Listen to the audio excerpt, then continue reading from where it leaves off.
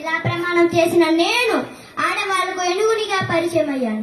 మా నాన్న గణపతి దేవుడికి పుత్ర సంతానం లేదు కనుక మీ అందరి ముందు నన్ను రుద్రమ్మదేవిలా నిలబెట్టారు. పాలన కోసం పడ్డాను, ఎంతో కష్టపడ్డాను, మన రాజ్యాన్నే గెలిపించాను. ఇలా సుభిక్షంగా జరిగే ఈ పాలనలో నేనే మీ రుద్రమ్మదేవుడిని అని తెలిసింది. ఒప్పుకోలేదు. కొంతమంది సామాన్యులు నన్ను ఒప్పుకోలేదు. బాధపడ్డాను. మా నాన్నని అలా నిలదీస్తుంటే బాధపడ్డాను, ఎంతో బాధపడ్డాను. సహించలేకపోయాను. నాకు కోపం వచ్చింది. అప్పుడు నేను అన్నాను, ఆడవాళ్ళు అయితే కష్టపడుతున్నారు కదా, మీకోసం ఎంతో కష్టపడుతున్నారు కదా, అదే నేను రాజుని అని తెలిసాక జైలు కొట్టే మీరే నేను రాణిని అని తెలిసాక ఎందుకు నన్ను నిలదీస్తున్నారు?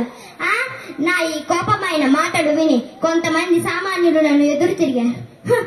నాకు ఇది లెక్కన ఓడించాను. నన్ను నిలదీసిన ప్రతి ఒక్కరిని ఓడించాను.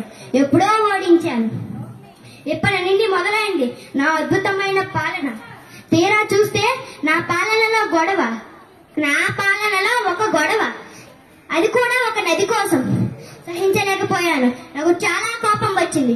అప్పుడు నేను అన్నాను, ఒక తల్లి పాలు తాగిన మీరందరూ అన్నా చెల్లెళ్ళు అక్క తమ్ముళ్ళు అయితే ఒక నది నీళ్లు తాగి ఒరిగేవాళ్ళు అన్నా చెల్లెళ్ళు అక్క తల్లు కాలేమా?